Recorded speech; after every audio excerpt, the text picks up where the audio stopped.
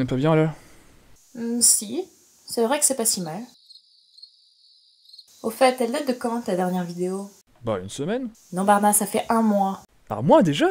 Mais ça passe si vite! Bon, il faut que j'y aille, à tout à l'heure. C'est ça, au travail et vite.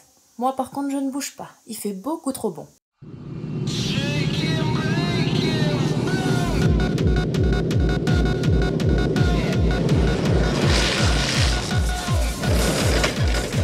Bonjour les gens, je suis là.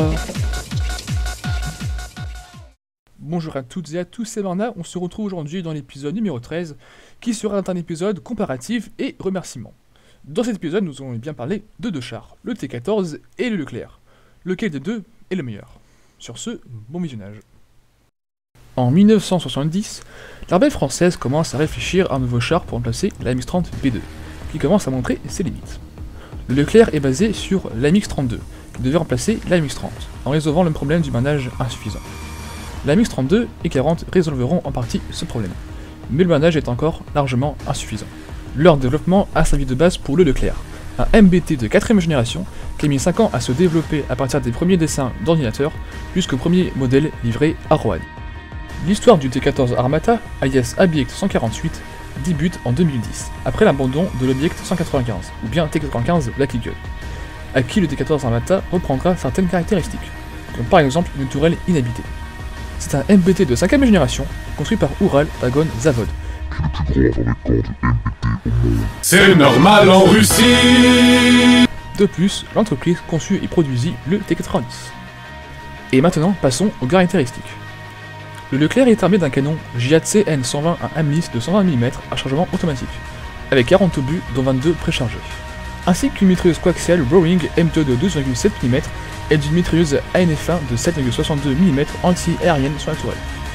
Le Leclerc est protégé par un blindage composite, renforcé en tungstène et en titane qui protège la tourelle, complété par une protection active, une alerte laser et des lance-pots fumigènes antithermiques.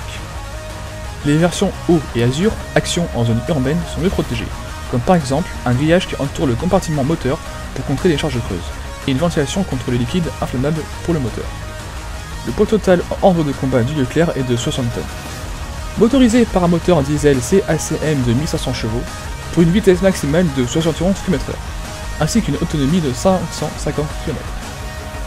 Le T14 quant à lui est armé d'un canon à Amlis 2A82 1M de 125 mm à chargement automatique, 32 obus préchargés. Un canon de 152 mm est même prévu. Une mitrailleuse 6P7K P4M de 7,62 mm montée sur un tourello complète son armement. Un canon de 30 mm est même prévu. Le char est protégé par un manage composite et réactif, des contre-mesures électroniques et une protection active afghanite, ainsi que de lance-pots fumigènes et à paillettes contre infrarouge. Le T14 pèse dans les 49 tonnes. Le T14 est motorisé par moteur diesel CTZ A85 3A à 12 cylindres disposé en X, de 1200 chevaux, avec une puissance réglable jusqu'à 1500 chevaux, ainsi qu'une vitesse maximale de 90 km/h, ce qui donne une autonomie d'environ 500 km. Il existe 862 chars Leclerc et une vingtaine de T14. Les deux chars sont NBC, nucléaire, bactériologique et chimique. Un Leclerc coûte 4 millions de dollars et un T14 3,7 millions de dollars. Quant à l'équipage, il est de 3 membres, un chef de char, un tireur et un pilote. Dans le Leclerc, le chef de char et le tireur sont dans la tourelle, avec le pilote dans la caisse. Dans le T14, tous les membres d'équipage sont dans la caisse dans une cellule blindée. Maintenant, parlons de différentes versions basées sur ces chars, utilisant le même châssis pour un rôle différent. Le Leclerc compte deux versions différentes, une version de dépannage DNG TCL et une d'où se tient Mars. Pour le T14, il existe la version T15, un véhicule de combat d'infanterie qui peut transporter 9 soldats, et le T16, un dépanneur. Il est possible que je parle de ce char ultérieurement. Après cette petite comparaison, nous pouvons voir que le T14 est supérieur au Leclerc, mais il faut prendre ces informations avec des pincettes, car le T14 n'est pas encore produit en série, enfin, pas officiellement.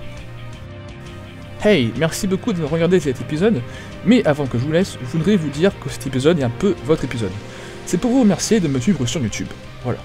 Et pour finir, merci Al d'avoir prêté ta magnifique voix pour San, et pour ceux que ça intéresse, elle fait des traductions de chansons d'animés en français.